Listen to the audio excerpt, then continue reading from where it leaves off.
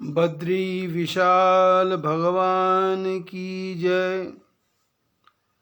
लक्ष्मी नारायण भगवान की जय। रामचंद्र भगवान की जय। पवन सुत हनुमान की जय। परम पिता परमात्मा की कृपा से हम सब लोग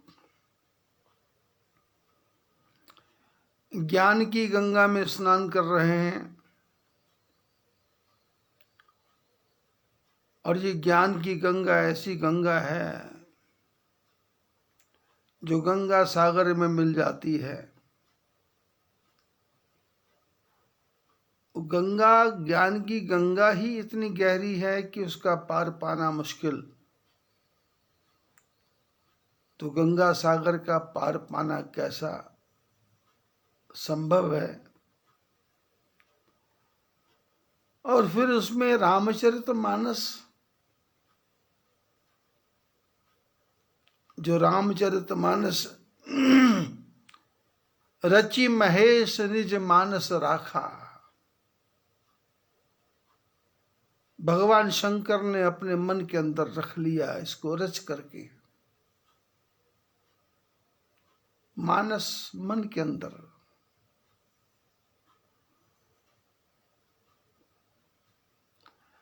पंजाबी में कहावत है कि दिल दरियाओ समुद्रों डूंगे, कौन दिलानियां जाने। बोलिए, मन रूपी दिल रूपी जो दरिया है ना, ये समुद्र से भी गहरा है। इस दिल की बात जिसके दिल में दिल है, उस दिल वाले को भी पता नहीं कि मेरे दिल में क्या है।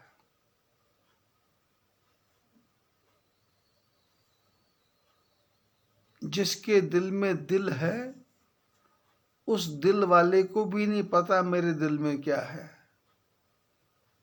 तो सामने वाले को तो क्या पता होगा। शंकर भगवान के मानस में रामचरितमानस,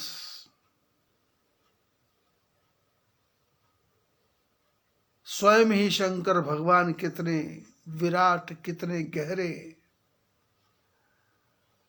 और उनका हृदय कितना गहरा,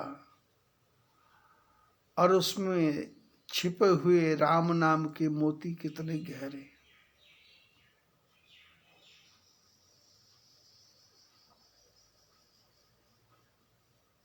ये मोती बेचने के काम नहीं आते, क्योंकि इन मोतियों का कोई मोल ही नहीं है।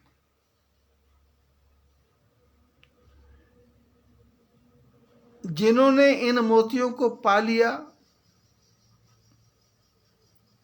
वो इसके बारे में बता सकते हैं, पर शब्द निकलते नहीं। जिन्होंने इन मोतियों के बारे में सुन लिया, वो इसकी खोज में लग जाते हैं।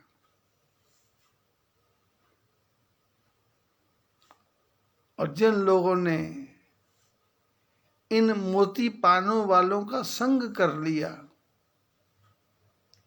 तो थोड़ा सा रंग तो उनके ऊपर भी चढ़ता ही है। परम पिता परमात्मा की असीम कृपा कि मैं और आप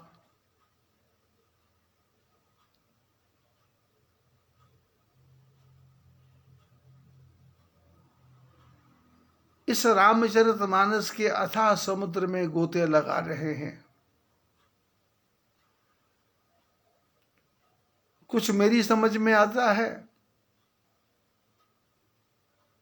कुछ आप लोग मेरे को समझाते हैं।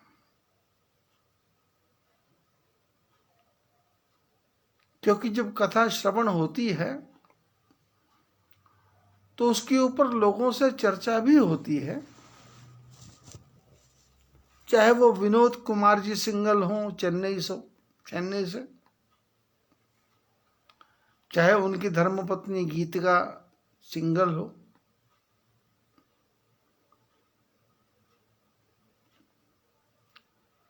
चाहे नागालैंड से नामग्याल जी हों, चाहे नेपाल से तुलसी प्रसाद श्रेष्ठ और उनकी धर्मपत्नी रेखाबाई हों, रेखा श्रेष्ठ,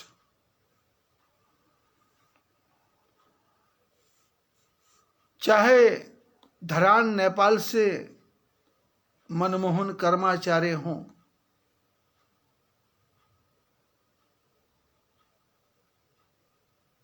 चाहे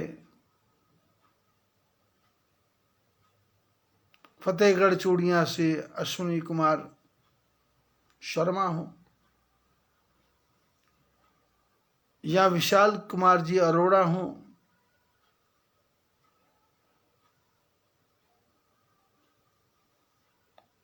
चाहे हैदराबाद से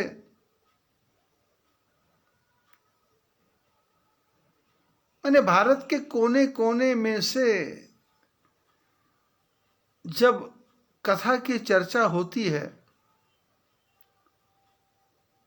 तो कथा सुनते सुनते वो लोग भी कुछ शब्द बोलते हैं, तो शब्द मेरे कानों में जब आते हैं तो उन शब्दों का भी मंथन होता है, उन शब्दों का भी विचार होता है। जैसे हमारी परम शिष्या मंगला राठी महाराष्ट्र की, उन्होंने कुछ शब्द बोले,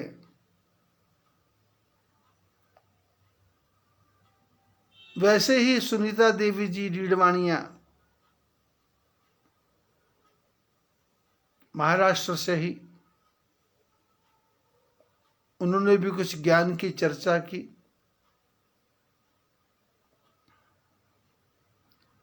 ऐसे ही श्रीकांत जी सुरेखा, लक्ष्मीकांत, शशिकांत सुरेखा, तीनों भाई, वो भी सत्संग सुनते हैं तो चर्चा करते हैं।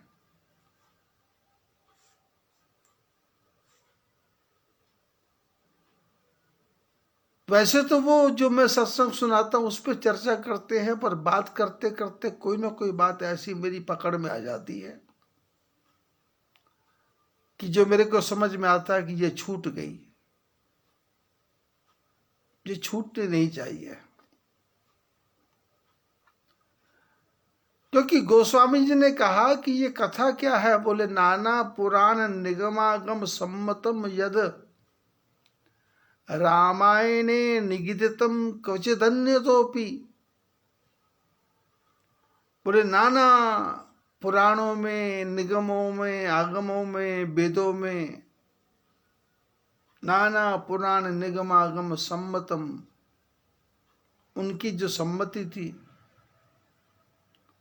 रामायणे निगदितम, और अनेकों रामायणों में जो बोला गया, और क्वचित अन्यतोपि,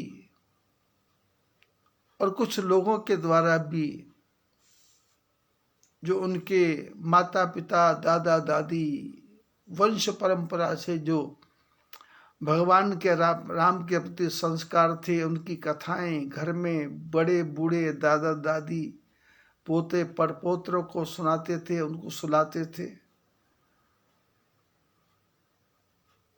वो सब कथाएं हैं। और कथा कितनी? बोले रामायण शतकोटि अपारा, 100 करोड़। और अब तो बोलना पड़ेगा 800 करोड़,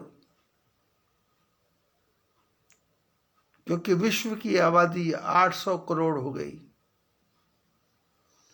शंकर भगवान जब होंगे, तुलसीदास जी जब होंगे तो 100 करोड़ होगी, तब तो आप तो 800 करोड़ हो गई। और ये रामायण मनुष्यों की नहीं है, इसको तो पशु पक्षी भी गाते हैं, कागभूषुंड गाते हैं, गरुड़ जी सुनते हैं। नीलकंठ पर्वत पर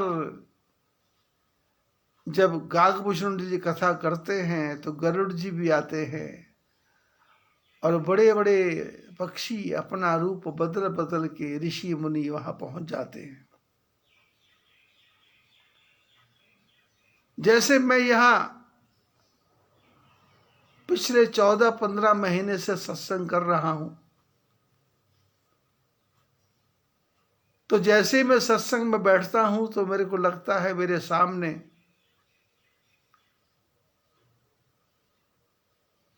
स्वर्ग के देवता भी आ गए, धरती के मनुष्य भी आ गए, राक्षस भी आ गए और संसार के सारे जीव जंतु आ गए और मैं मस्ती में सुना रहा हूं और वो मस्ती में सुन रहे हैं। तो रामायण 800 करोड़ नहीं, अरबों करोड़, क्योंकि चींटियों की संख्या की गिनती नहीं हो सकती, मच्छरों की, मक्खियों की, कीट पतंगों की। और विज्ञान तो कहता है जिस कमरे में आप बैठे हैं उस कमरे में डेंगू के वायरस भी हैं, डिप्थीरिया के वायरस भी हैं, चिकनगुनिया के वायरस भी हैं।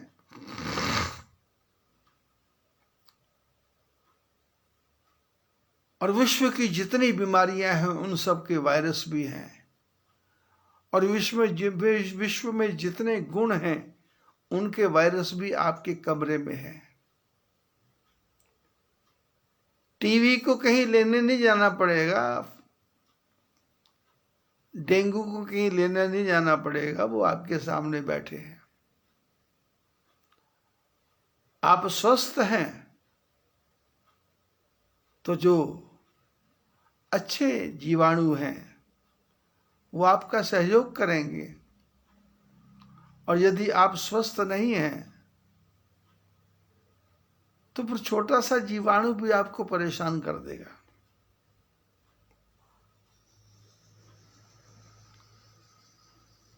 ये राम कथा है क्या? राम कथा संसार में रहने वाले जो व्यथा में फंसे हुए हैं उनकी व्यथा को दूर करने के लिए राम कथा है। राम कथा में बताया गया कि कोई छूट नहीं पाएगा, कोई बच नहीं पाएगा।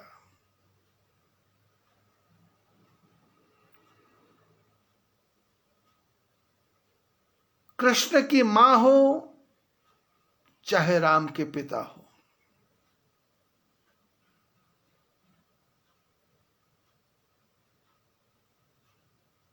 चाहे वो यशोदा हो चाहे वो नंद बाबा हो,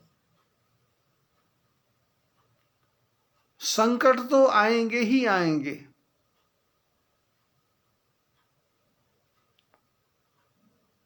लेकिन आंधी आने पे आंख बंद करनी पड़ेगी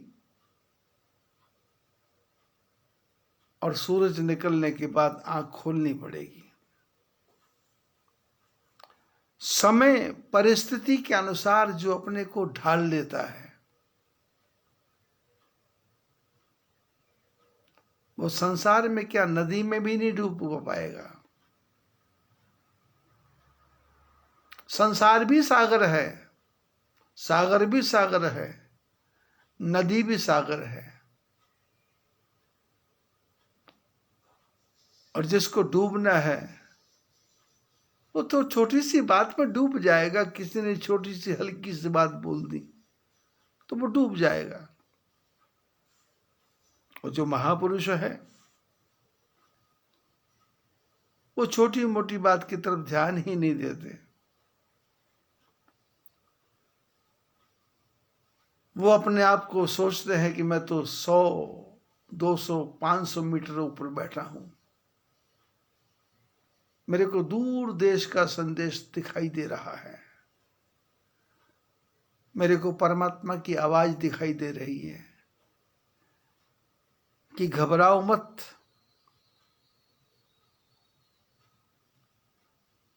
भगवान राम, लक्ष्मण, जानकी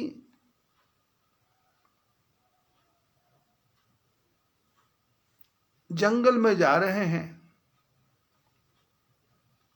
अयोध्या का राज छूट गया है,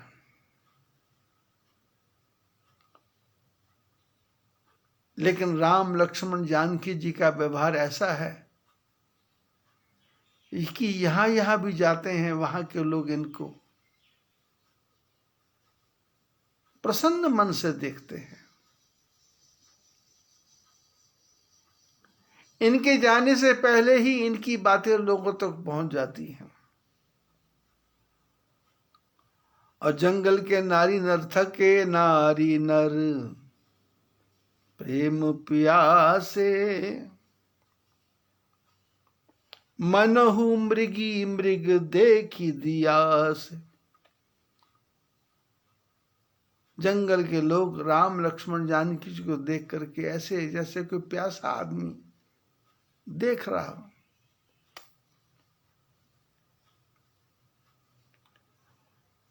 सीय समीप ग्राम तिय जाहि, पूछत अति स्नेह सकुचाही। गांव की स्त्रियां सीता जी के पास जाके बैठती हैं धीरे से, और कुछ बात करने में उनको संकोच होता है कि ये इतनी सुंदर राजकुमारी और हम गांव में रहने वाली, बात कैसे की जाए। और बात करने के लिए बार बार सब लाग ही पाए, बार बार सीता जी के चरणों में प्रणाम करती हैं। कह ही वचन मृदु सरल सुभाए, और सीता जी से मीठी सरल सीधी भाषा में बात करती हैं। तो कैसे शुरू करती है? राजकुमारी विनय हम करही, तिय सुभाव कछु पूछत डरही। बोले राजकुमारी, हम आपसे कुछ प्रार्थना करना चाहती हैं, विनय करना चाहती हैं, क्योंकि हमारा स्त्री स्वभाव है, और स्त्री का स्वभाव होता है कि हर बात का गहराई में जाके पता कर लेना। अब हमारी इच्छा है कि गहराई में जाके पूछें, पर गहराई कहां तक है पता चलता नहीं, इसलिए डर रही हैं। स्वामिनी विनय क्षम हमारी, विलग न मानव जान गवारी। राजकुंवर दुई सहज सलोने, इन तिलही द्युति मरकट सोने। श्यामल गौर किशोर वर, सुंदर सुषमा ऐन। शरद सरवरी नाथ मुख, शरद सरोरुह नैन। गांव की स्त्रियों ने कहा कि मालकिन, हम आपसे कुछ बात कर रही हैं, यदि कोई बात करने में कुछ आपको अटपटा लगे, भूल चूक हो जाए तो क्षमा करना, और आप हमको अपने से अलग मत समझना कि हम गंवार हैं, जंगली हैं, इसलिए बिलगन मानव जान गवारी। हम गंवारी हैं, गंवार हैं, लेकिन इसका अर्थ ये नहीं कि हम आपसे अलग हैं। आप भी स्त्री हैं, हम भी स्त्री हैं। स्त्री की रूप में एक सहज भाव मन में आ गया कि आप एक स्त्री हैं और आपके साथ 2 राजकुमार हैं। राजकुंवर दोई सहज सलोने, इन ते लही द्युति मरकट सोने। ये 2 राजकुमार आपके साथ जा रहे हैं और दोनों सहज हैं, कोई चंचलता नहीं है और देखने में बड़े सुंदर लग रहे हैं। और इनको देख करके लगता है कि इनके सामने हीरे मोती सोने चांदी की क्या औकात, उनसे भी ज्यादा चमक इनके अंदर है। ऐसा लगता है इनसे उनको चमक मिली है।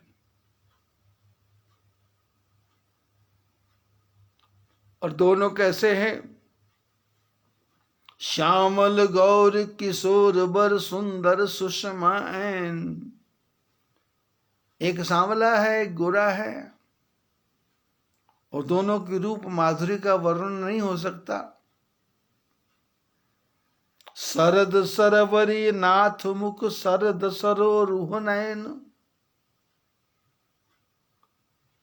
शरद पूर्णिमा के समान ही इनका चंद्रमा के समान नेत्र है, चेहरा है, आंखें हैं, रूप है, माधुरी है। और पता लगता है कि कोटि मनोज लजावन हारे। ऐसा लगता है करोड़ों कामदेवों को वही हरा देंगे। सुमुखी कहो को आहे तुम्हारे। ये 2 राजकुमार आपके क्या लगते हैं? हमको बताइए।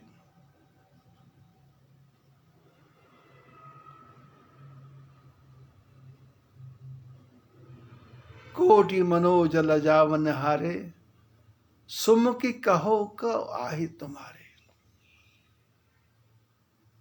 यदि इस प्रसंग को हम ध्यान से समझ लें, पढ़ लें और विचार कर लें, तो हमको बात करने का तरीका आ जाएगा।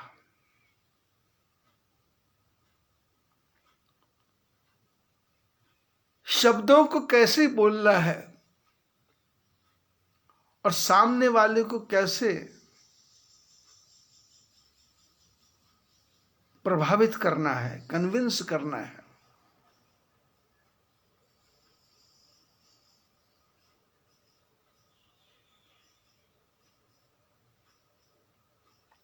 और अपनी बात को कैसे सफाई से रखना है,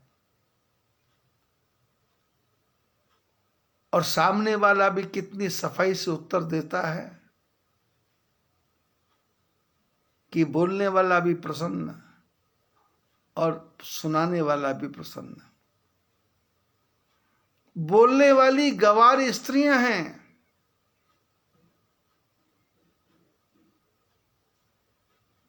और सुनाने वाली माता जानकी जनकपुर में रहने वाली।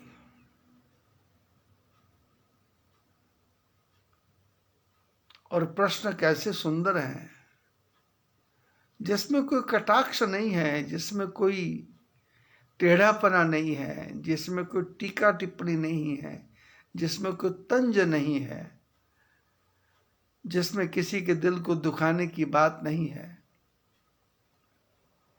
कोटि मनोज लजावन हारे, करोड़ों कामदेवों को हराने वाले सुमुखी ऐ सुंदर मुख वाली को आहे तुम्हारे। ये आपके कौन है?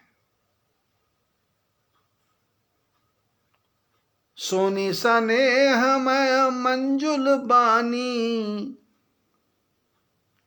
सकुच सीय मन महु मुस्कानी। प्यार से भरी हुई मीठी वाणी सीता जी ने सुनी। सुनी स्नेहमय, स्नेह से भरी हुई और मंजुल मीठी वाणी।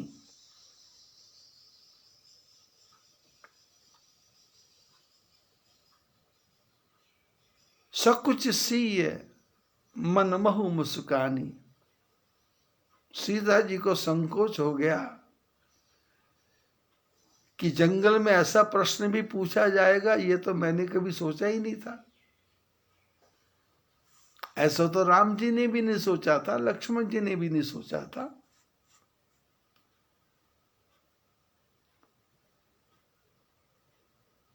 पर ध्यान रखना, बाजार में आप भाई बहन जा रहे हैं, यदि आपको कोई नहीं जानता तो वो पता नहीं क्या क्या अनुमान लगाएंगे। बाजार में आप पति पत्नी जा रहे हैं, पर पत्नी की मांग में सिंदूर नहीं है, बिंदी नहीं है, और बाजार में आपको कोई जानता नहीं, तो पता नहीं वो क्या क्या अटकलें लगाएंगे। उनकी तीखी आंखें आपके शरीर को बेधना शुरू कर देंगी।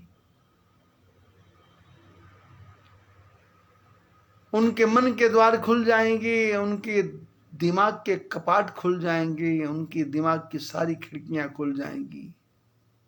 कौन, कहां, कैसे, किधर, किस लिए। इसलिए समाज में आपकी चाल से भी आपको कोई ना पहचान पाए, आपके व्यवहार से भी आपको कोई गलत ढंग से ना देख पाए, आपके देखने से, बोलने से,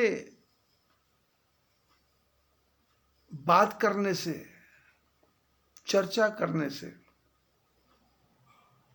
आपके शब्दों के द्वारा सामने वाला उसके मन में बुरा विचार ना आ जाए। ऐसा व्यवहार जगत में हमको रहना है।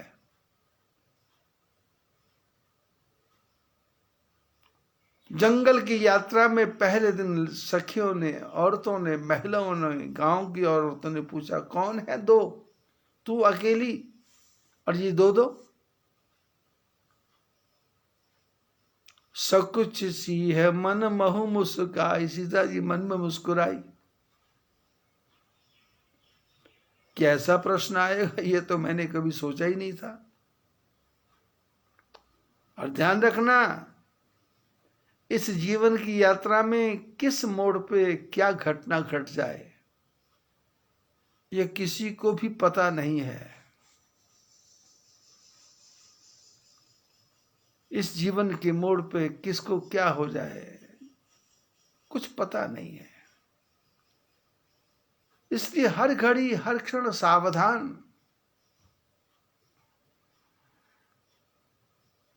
तिनहि विलोकी विलोकत धरणी, दुह सकोच सकुचित वरवर्णी। सीता जी ने सखियों को देखा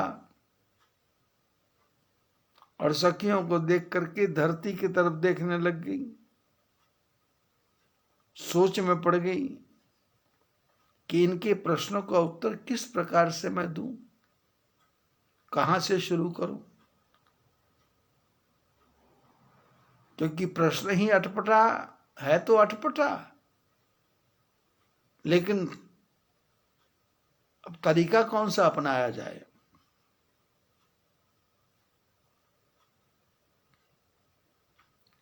दो के बारे में प्रश्न किया गया, इसलिए क्या वर्णन करूं। सकुच सप्रेम बाल मृग नयनी, बोली मधुर वचन पिक बयनी। संकोच के मारे, प्रेम से अपनी आंखों को जैसे मृगी अपने नयनों को हिलाती है, ऐसे ही मृग नयनी सीता जी आंखें चंचल हो गई। और कैसे बोली, बोली मधुर वचन पिक बयनी, बोली कैसी, बोली मीठी भाषा, कोयल की भाषा में बोली। सहज सुभाय सुभग तन गोरे, नाम लखन लघु देवर मोरे।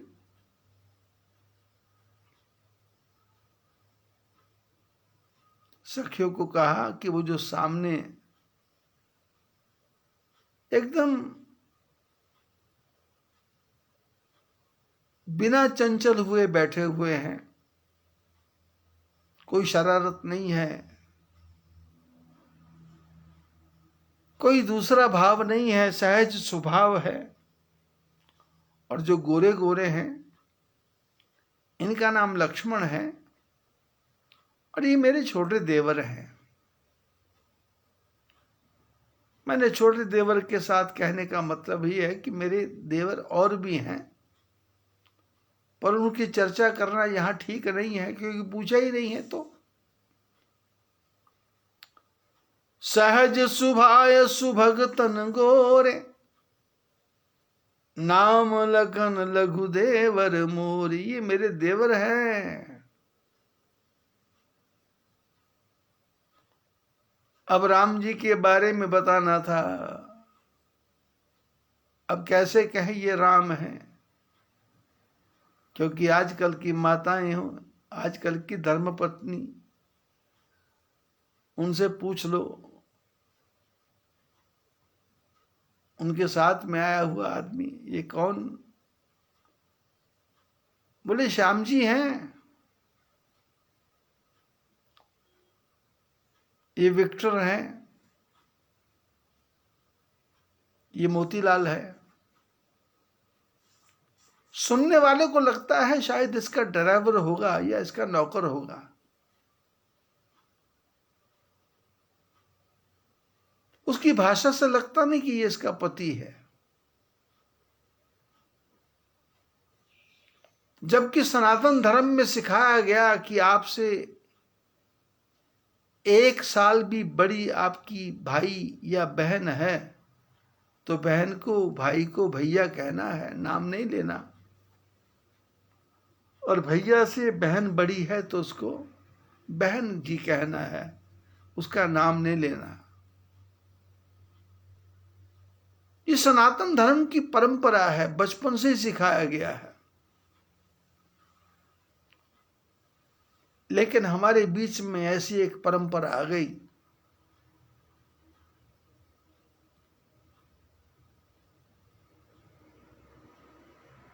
उनसे बात करो कि तुम पति का नाम क्यों ले रहे हो, बोले टू बी फ्रैंक, कोई चिंता नहीं है, हमारे अंदर कोई भेद नहीं है। अरे भेद नहीं है, पति होगा तो भाई भी होगा, तो मित्र भी होगा, तो ड्राइवर भी होगा, नौकर भी होगा। हमारे सनातन धर्म में रिश्ते बनाए गए,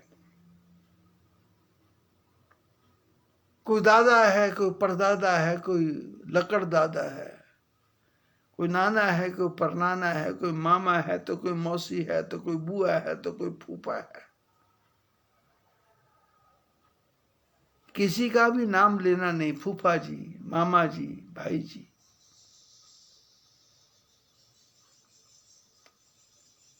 सीता जी विचार करती हैं कि गांव की स्त्रियों ने प्रश्न किया है कि दोनों में से कौन कौन क्या क्या है तुम्हारे,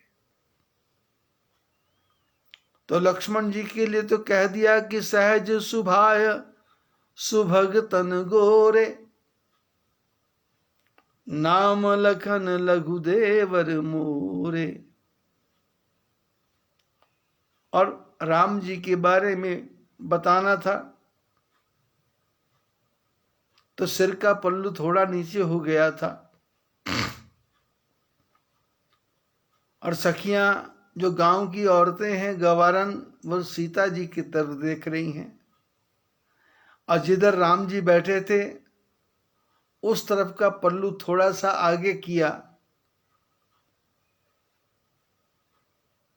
और जिस तरफ राम जी बैठे थे उस तरफ की आंख को ढक लिया जिससे राम जी देख ना सकें। बहुरी वदन विदु अंचल ढाकी, पियतन चित ही बोह करी बाकी। दोबारा अपने पल्लू से अपने चेहरे को ढका। सखियों ने देखा, गांव की औरतों ने देखा चेहरे को ढका है, और अपने पति की तरफ थोड़ी सी तिरछी नजर करके इशारा किया, पिए तिए। बहुरी बदन विदु अंचल ढाकी, पियतन चितई बोह करी बाकी। खंजन मंजू तिरी छे नैननी, निज पति कहू तिनहि सिय सैननी। और आंखों को तिरछा किया कैसे, जैसे खंजन मृग हो, खंजन पक्षी हो, और तिरछे नयन, और उस आंख के इशारे से सखियों को बता दिया कि ये मेरे वो हैं। भई मगन सब ग्राम बधूटी, रंकन रास राय राशि जन लूटी। गांव की स्त्रियों ने ये एक्शन जब देखा तो पागल सी हो गई, मगन हो गई। वाह वाह वाह, ऐसा मेरा पति, इसकी तरफ इस प्रकार से भी इशारा हो सकता है, ये तो सीता जी ही कह सकती हैं। आजकल की महिलाएं भी कहती हैं, लेकिन अब 100 में से 10, 20, 30% में थोड़ी कमी आ गई। बाकी धरती किसी के ऊपर तो टिकी हुई है। और सीता जी के ने राम जी को इशारा करके जो बताया, गांव की स्त्रियां तो समझती थी कुछ और ही पता लगेगा, लेकिन यहां तो ऐसा लगा जैसे खजाना ही लुटा दिया हो। अति सप्रेम से पाए परी, बहुविधि देहि आशीष। सदा सुहागन हो तुम, जब लग मैं ही अहिशीस। सीता जी की बात सुन के गांव की स्त्रियां इतनी प्रसन्न हुई, इतनी प्रसन्न हुई कि सीता जी के मस्तक के ऊपर हाथ रख रख के आशीर्वाद दे रही हैं कि जब तक शेषनाग की शीश पर ये धरती रहे तब तक तुम सुहागन बन के रहो। ऐसा आशीर्वाद गांव की स्त्रियों ने, जो गवारन हैं, उन्होंने दिया।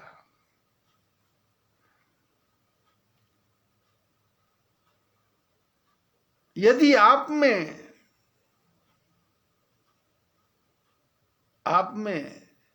कुछ गुण है तो आपका नौकर भी आपको आशीर्वाद देके जाएगा, आपका पड़ोसी भी आपको आशीर्वाद देके जाएगा,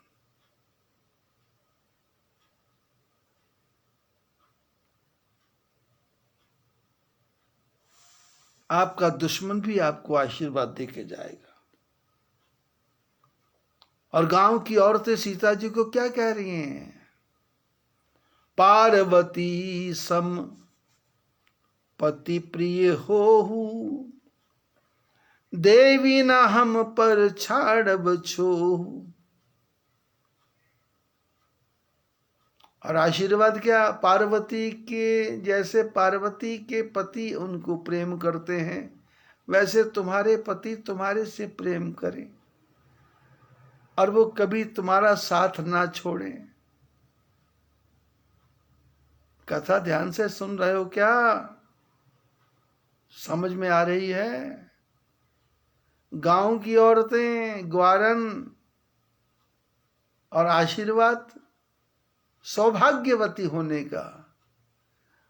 जब तक शेषनाग के सिर पर धरती है तो क्या ये गवारन हो सकती हैं क्या?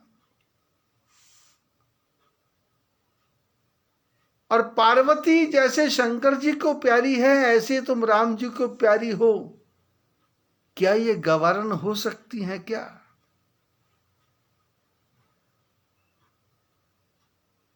लेकिन ऐसा आशीर्वाद देके बोलती हैं गांव की औरतें कि देवी जी हमारे ऊपर प्रेम बना के रखना, हमको भूल मत जाना। पुनि पुनि विनय करिए कर जोरी, जो अहि मार्ग फिरई बहोरी। बार बार हाथ जोड़ जोड़ करके प्रार्थना कर रही हैं कि दोबारा फिर मिलने आना। यदि वापस में आप आओ इस रास्ते से तो हमको मिलके जरूर जाना। ये स्वभाव माताओं में ही होता है, महिलाओं में ही होता है। आदमी में ऐसा स्वभाव बहुत कम देखा गया। महिला देवर से लड़े, जेठ से लड़े, जेठानी से लड़े, सास से लड़े, ससुर से लड़े, पति से लड़े, पड़ोसी से लड़े, लेकिन थोड़ी देर बाद ही यदि उसके घर में सब्जी अच्छी बनी है तो पड़ोसन को भी दे आती है, जेठानी को भी दे आती है, देवरानी को भी दे आती है। कहीं गांव से मायके से आम की पेठी आ जाए तो जिन जिन से झगड़ा हुआ होता है उनके घर पहुंचा देती है, क्योंकि उसको पता है कि मेरा कोई घर नहीं, यहां मैं पैदा हुई थी, वहां से मेरे को निकाल दिया। और जिस पति ने मेरे को स्वीकार किया, थोड़ी थोड़ी बात के बाद, थोड़ी थोड़ी देर के बाद में बोलता है अपने बाप के यहाँ चली जा, बाप के चली जा। बाप के यहाँ जाता हूं तो माँ बाप बोलते हैं तेरा घर वही है, तेरे को वहीं मरना है। बच्चों को बड़ा किया, पाला पोसा, बड़ा किया, बच्चे बड़े हो गए। सोचा पति ने सुख नहीं दिया, माता पिता ने घर से निकाल दिया, अब बेटे सुख देंगे। और बेटे बेटियां शादी करके अलग अलग हो गए और आपस में बात करते हैं, मम्मी को तो बोलने की अकल नहीं है, माँ को तो बोलने का तमीज नहीं है, माँ ने तो सबसे बिगाड़ के रखी है। पर उन बच्चों को क्या पता, औरत अपने जीवन को संभालने के लिए कितने संभल संभल के उसको चलना पड़ता है। कदम कदम पे धोखा है, गिद्धों का संसार है, सब नोच खाने को तैयार बैठे हैं। ऐसे झंखाड़ जंगल के अंदर से इस स्त्री को होकर के निकलना पड़ता है। पति कहता है मैं तेरा नहीं, पुत्र कहते मैं तेरा नहीं। बुढ़ापे में मैंने सुना है महिला की मौत हो जाती है तो उसकी कई लोग अस्थियों को भी घर के अंदर लेकर नहीं आते।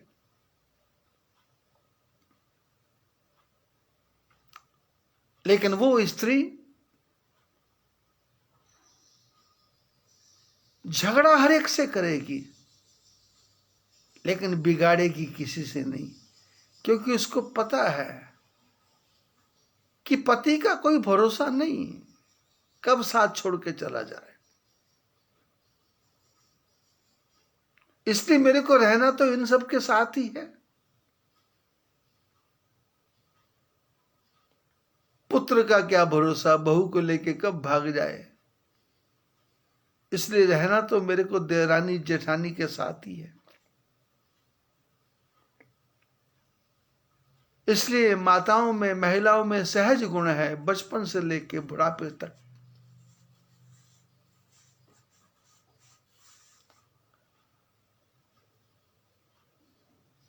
हमारी एक शिष्या है, उससे कभी बात होती है तो वो चर्चा होती है कथा के बारे में, तो वो बोलते हैं कि आज देहरादून से मेरी सहेली का फोन आया, आज बम्बई से मेरी सहेली का फोन आया, आज ऑस्ट्रेलिया से मेरी सहेली का फोन आया, आज नंगल से मेरी सहेली का फोन आया। तो मैं उससे पूछता हूं तुम्हारी कितनी सहेलियां हैं? बोले स्कूल में पढ़ते थे तो बहुत सहेलियां थी, अब सब सहेलियों की शादी अलग अलग जगह पे हो गई, किसी की बम्बई, किसी की कलकत्ता, किसी की मद्रास, किसी की दिल्ली।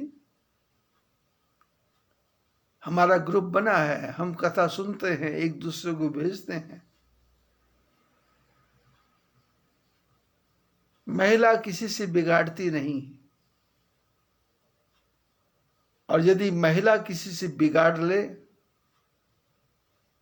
तो फिर उस दुर्योधन का कल्याण नहीं है।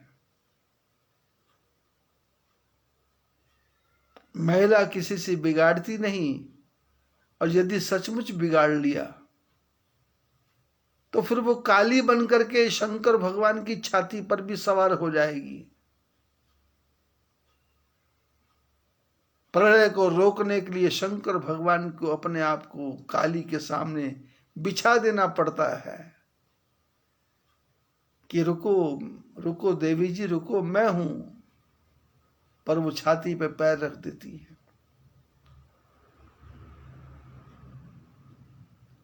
जंगल में रहने वाली स्त्रियां सीता जी से प्रश्न कर रही हैं और आशीर्वाद, जब तक शेष नाग के ऊपर धरती है तब तक तुम्हारा सौभाग्य अटल रहे, और कहती है बार बार आते रहना। ऐसे ही हमारी घर की जो महिलाएं हैं, वो घर से कोई भी मेहमान जाता हो, चाहे उसका मन ना हो, इच्छा ना हो, लेकिन फॉर्मेलिटी के रूप में भी बोल देती हैं कि फिर आइयो, फिर आइयो, फिर आना। गुजरात में तो बोलते आवजो, कहीं बोलते आते रहना।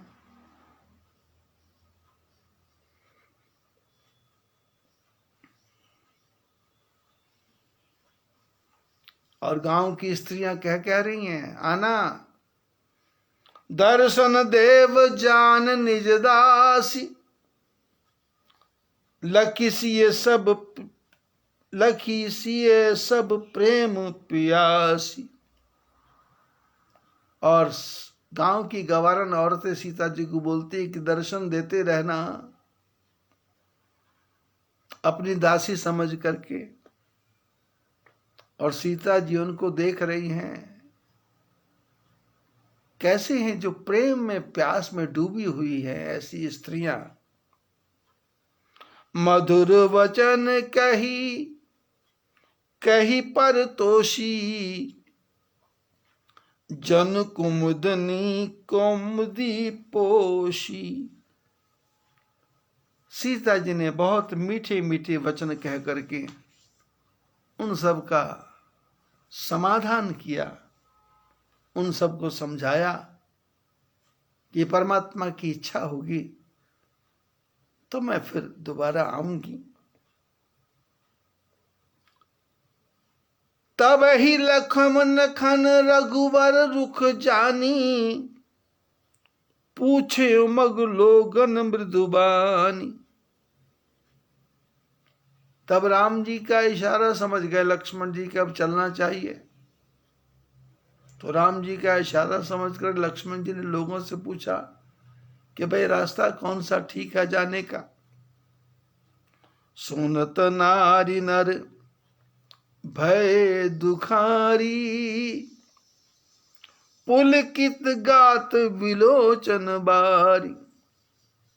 लक्ष्मण जी ने तो सिर्फ इतना ही कहा कि हम जाना चाहते हैं, रास्ता कौन सा ठीक है, ये चले जाएंगे। ऐसा सुनते ही लोग दुखी हो गए कि जाने का समय हो गया क्या, जा रहे हो क्या। शरीर गदगद हो गया, आंखों में आंसुओं की झरना बहने लग गया कि छोड़ के हमको चले जाएंगे। मिटा मोद मन भय मलीन, विधि निधि दीन लेत जनु छीन। सारी प्रसन्नता भाग गई और मन दुखी हो गया, और हालत ये हो गई कि जैसे परमात्मा ने खजाना दिया था और वो सारे का सारा खजाना एक सेकंड में छीन लिया। समुझ करम गति धीरज कीन्हा, सोधि सुगम मग मग तिन कह दीना। जंगल के लोग थे, जंगली लोग थे, लेकिन ज्ञान था ये जाएंगे,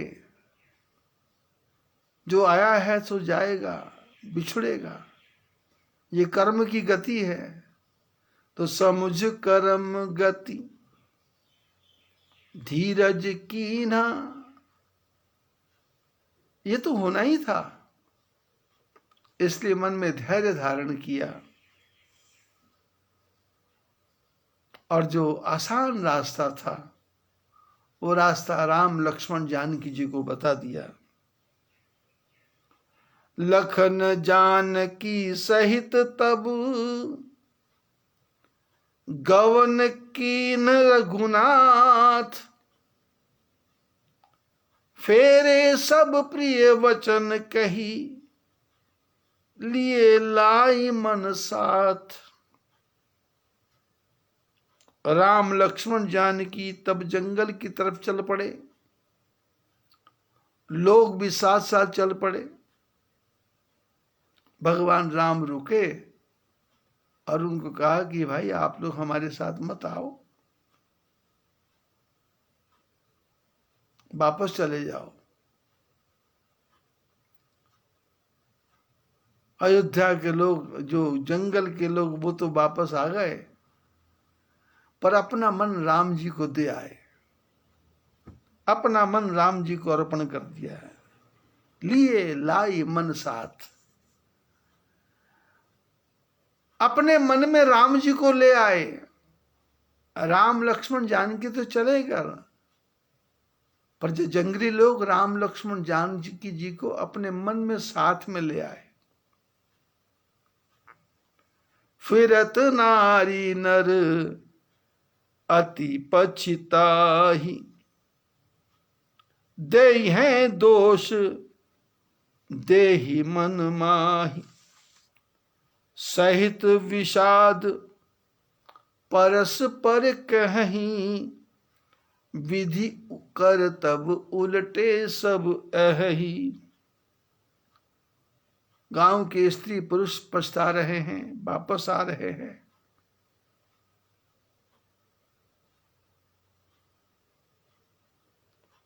और परमात्मा को दोष दे रहे हैं, दुख से भर के आपस में चर्चा कर रहे हैं कि परमात्मा ने जो कुछ बनाया सब उल्टा पलटा बना दिया। निपट निरंकुश निठुर निशंकु, यही शशि कीन सरोज सकलंकु। गांव के लोग चर्चा करते कि परमात्मा है क्या। निपट, कुछ भी लेना देना नहीं किसी से। निरंकुश, उसके ऊपर किसी का शासन नहीं है। निठुर निष्ठुर है परमात्मा, निशंकु, उसके मन में कोई शंका ही नहीं है। और कैसा है परमात्मा? सुंदर चंद्रमा बनाया और उसके अंदर कलंक बना दिया। ये कलंक बनाने की क्या आवश्यकता थी विधाता को? रूख कल्प तरु सागर खारा। कल्प वृक्ष जो होता है वो रूखा होता है, उसमें कोई फल नहीं लगता, लेकिन उसके नीचे बैठने पर सारी कामनाएं पूर्ण हो जाती हैं।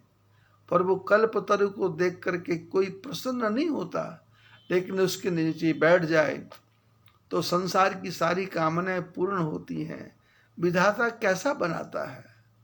कल्प तरु में भी फल लगा देता तो क्या नुकसान था, बीज लगा देता तो क्या नुकसान था। एक बीज से अनेकों कल्पतरु बन जाते ना।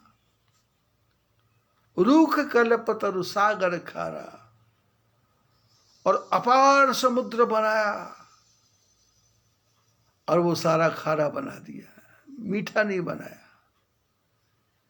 मीठा बना देता तो क्या नुकसान था। संसार में पानी की कहीं कमी नहीं होती थी, पर गांव के लोग कहते हैं परमात्मा की बुद्धि का पता नहीं क्या ठिकाना नहीं है, क्या भगवान है ये। और जिन्होंने ऐसा बनाया तही पठे बन राजकुमारा, उसी ब्रह्मा पागल ने इन राजकुमारों को जंगल में भेज दिया। जो गांव की ये दशा है तो अयोध्या वालों की क्या दशा होगी, माता कौशल्या की क्या दशा होगी। जो पे नहीं दीन बनवासु, कीन बाद विधि भोग विलासु। गांव के लोग चर्चा करते हैं, जब ऐसे सुंदर सुंदर लोगों को वनवास दे दिया तो ये भोग विलास बनाए किस लिए हैं? दिखाने के लिए। ब्रह्मा कहीं पागल तो नहीं हो गया? ए विचरई मग बिनु पद त्राण, रचे वादि विधि वाहन नाना। और ऐसे सुंदर सुंदर राजकुमार बिना खड़ाओं के, बिना जूतियों के जंगलों में घूम रहे हैं, तो ये रथ, घोड़े, हाथी, पालकी, ये बड़े बड़े वाहन क्यों बनाए गए? बेकार नाटकबाजी क्यों की गई? ए मही पर ही दासी कुसपाता, सुभग सेज कत सृजत विधाता। ये राम लक्ष्मण जानकी सुकोमल शरीर वाले जमीन में पत्तों को बिछा करके सो रहे हैं, तो ये पलंग, ये मखमल के गद्दे, ये रेशम की चादरें किस लिए बनाई गई? बेकार। ब्रह्मा जी ने क्या निर्माण किया? ब्रह्मा बुढ़ा हो गया भाई। तरवर वास इन्हीं विधि दीना, धवल धाम रचि श्रम कीना। बोले यदि ये राजकुमार पेड़ों के नीचे बैठेंगे, पेड़ों के नीचे घूमेंगे, तो ये सोने चांदी हीरे मोती के महल काहे को बनाए भाई? ये चमकदार महल क्यों बनाए? किस पागल ने बना दिए? उस विश्वकर्मा से पूछो, तोड़ दो इन महलों को, कोई जरूरत नहीं है। जब राम लक्ष्मण जानकी जी को सुख ही नहीं है तो क्या फायदा? जो ए मुनिपट धर जटिल, सुंदर सुठ सुकुमार, विविध भांति भूषण वसन, वादी किए करतार। बोले यदि ये राम लक्ष्मण जानकी महात्माओं के वस्त्र पहन करके घूम रहे हैं,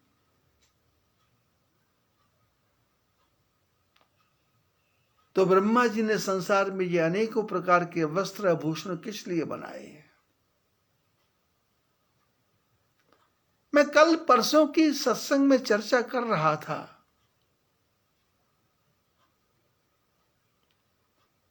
कि संसार में बुद्धिमान से बुद्धिमान आदमी भी कभी कभी पागलपन की बात कर जाता है, और जिसको आप पागल समझते हो कभी वो भी इस प्रकार से बुद्धिमानी की बात करता है कि वो आपकी समझ से पार हो जाती है।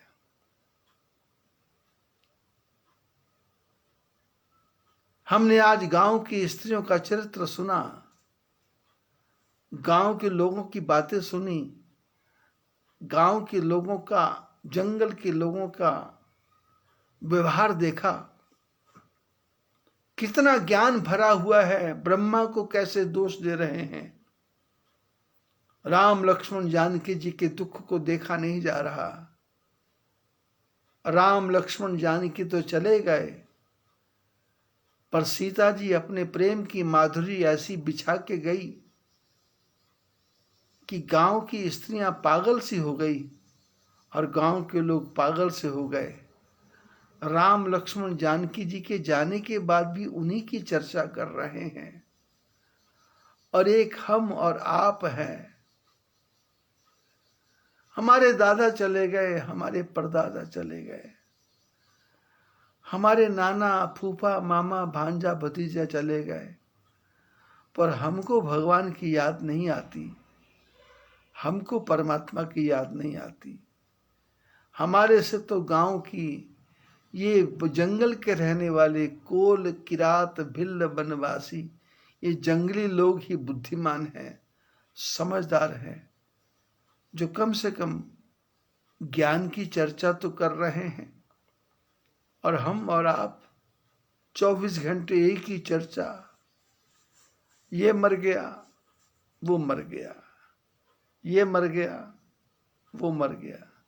अरे मर गया, तुम तो बचे हो, तुम तो मर में से राम निकाल लो। राम राम याद करो, राम राम याद करो। राम जप राम जप, राम जप बावरे, राम जप राम जप, राम जप बावरे। राम जपने में ही हमारा आपका कल्याण है, और संसार के काम भी करने हैं, और परमात्मा को भूलना नहीं है। आज बस इतना ही, बाकी आगे। जय बद्री विशाल।